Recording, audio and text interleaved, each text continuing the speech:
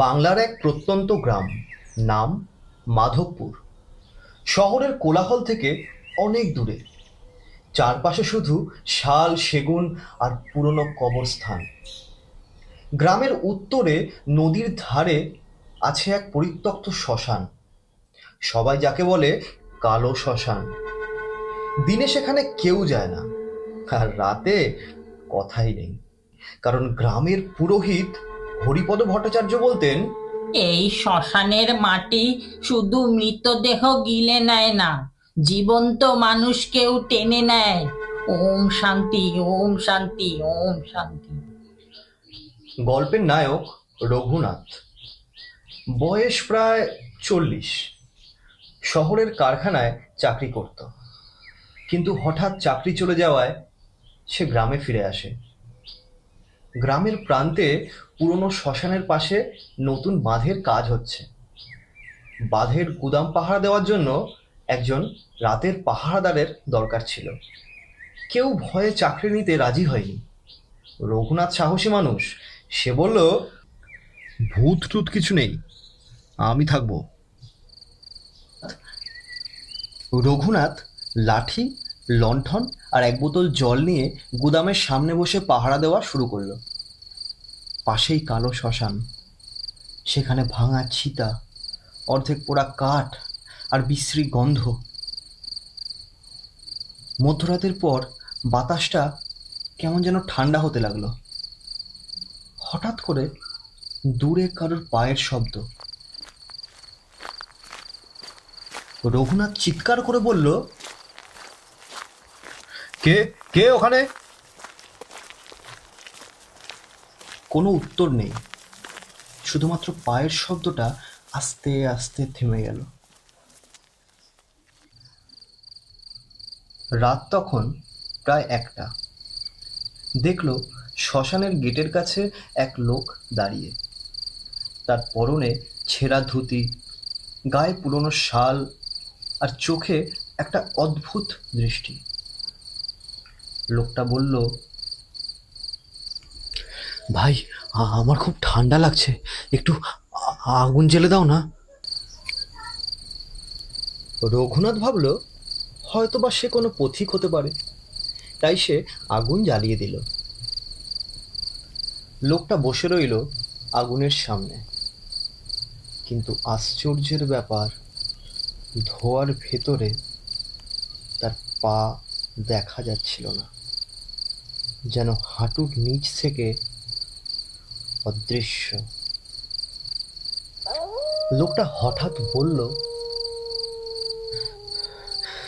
জানো, আমি এক সময় এই শ্মশানের পাহারাদার ছিলাম, কিন্তু এক রাতে আমি এমন কিছু দেখেছিলাম যা কোনোদিন কাউকে বলতে পারিনি।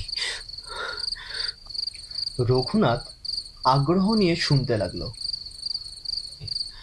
পূর্ণিমার রাতে এই শ্মশানের মাঝখানে আগুন জ্বলে, আর আগুনের চারপাশে বসে থাকে কিছু গ্রামের পুরনো ধনী লোক, কেউ হারিয়ে যাওয়া চাষি, সবাই মৃত। তারা ডেকে আমাকে বলতো, বস, খাওয়া দাওয়া কর, আর আমি দৌড়ে দৌড়ে পালিয়ে যেতাম। রঘুনাথ হেসে বলে উঠল, তুমি নিশ্চয়ই স্বপ্ন দেখছিলে।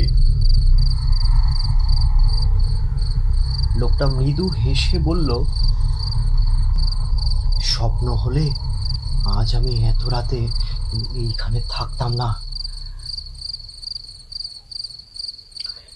এই কথা বলে সেই লোক আস্তে আস্তে চলে গেল,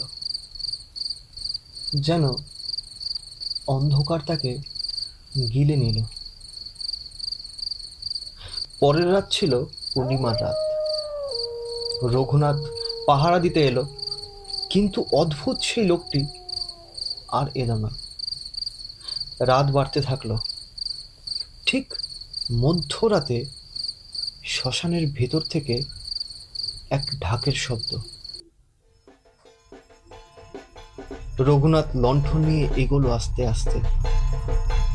দেখলো মাঝখানে আগুন জ্বলছে, আর চারপাশে বসে আছে কয়েকজন পুরুষ, যাদের মুখ অদ্ভুত ফ্যাকাশে, চোখে যেন লাল আভা, তাদের মধ্যে একজন উঠে দাঁড়িয়ে বলল,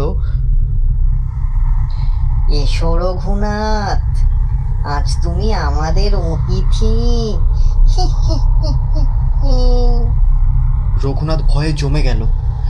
লোকগুলো সবাই তাকে ঘিরে ধরেছে। তাদের মুখে মৃতের গন্ধ, শ্বাসে ঠান্ডা কুয়াশা। হঠাৎ আগুনের ওপার থেকে সেই প্রথম রাতের লোকটাকে দেখলো। সে যেন হাত তুলে ইশারা করছে, যেন বলছে, দৌড়াও দৌড়াও রঘুনাথ, দৌড়াও। রঘুনাথ প্রাণপণে দৌড় দিল। পিছন থেকে ঢাকের শব্দ আসছে, কারা যেন চিৎকার করে বলছে, রঘুনাথ, তুমি যেও না, আজ থেকে তুমি আমাদের।